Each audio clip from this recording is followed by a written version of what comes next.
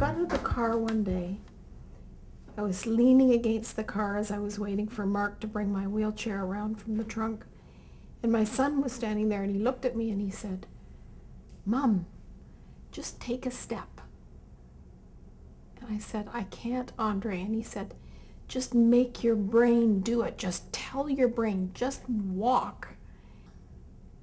It feels like I'm being buried up to my neck in sand. My limbs become heavier as they become paralyzed, but I can feel everything. I just can't move anything. And I feel it's coming up into my chest, it's coming into my throat, and eventually I know it will make me unable to breathe.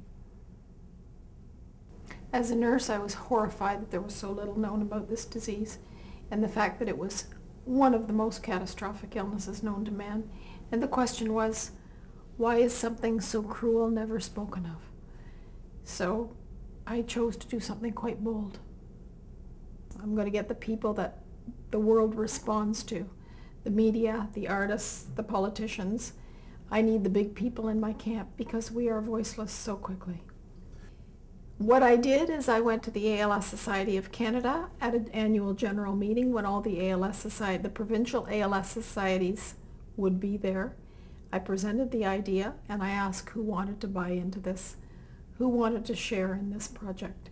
And 7 of the 10 provinces came forward. You've approached how many companies over the last 6 years, let's say?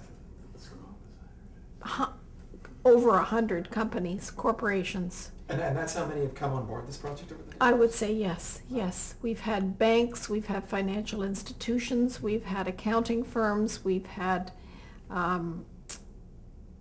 steel industries, we've had all sorts of retail industries involved in this. It's heartwarming to know how many people have put their shoulder to the wheel. Tom Cochrane, Murray McLaughlin, Ian Thomas, Mark Jordan, Cindy Church, Susan Gluckart, Brad Joner, Barney Bentall, Ed Henderson, and a host of others, and it worked. The first year it was $250,000 with 1 concert, and since then 7 concerts, we've raised almost $2 million. It's stealing your independence. If you let it, it will steal your dignity. Hosting these concerts, organizing these concerts, bringing people together and being able to have some control is a way of creating an independence that I've lost. It's taking back control, it's taking some power, and it's creating something that most ALS patients would never be able to do because physically, emotionally, mentally they might be able to do it, but physically and emotionally they couldn't. I do this for the teenagers who are told, sorry, there is no treatment, but the comfort measures are really pretty good. And the comfort measures get more comfortable and there's nothing else to follow.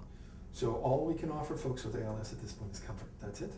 Comfort is it. No treatment, but the comfort is comfortable if you have money. What about advancements in research and that sort of thing? Is that? We are not on the radar screen for funding, regular funding from the government for research. We patients who are dying are funding for our own life and death research, and currently, as we speak today in 2006, there is not one drug study underway in Canada for ALS. Why? We are a medical minority. We are invisible to most of the public, and we deteriorate so rapidly and die so quickly that we are never more than just 3,000 Canadians with ALS. Because we are disadvantaged by numbers, drug companies aren't interested in us because we don't bring in the returns. It will never be profitable for them. It's a harsh reality. I'm not angry. It's a reality. So, you know, on a really cynical perspective, it's easier to make drugs for diseases that don't exist, that lots of people have, Yes. than it is to make drugs for real people. Let's who have make a real better disease. headache tablet. It will sell to more people around the world. But everybody together helps one another. And it is our responsibility as individuals to make changes that impact the people around us and the world around us positively.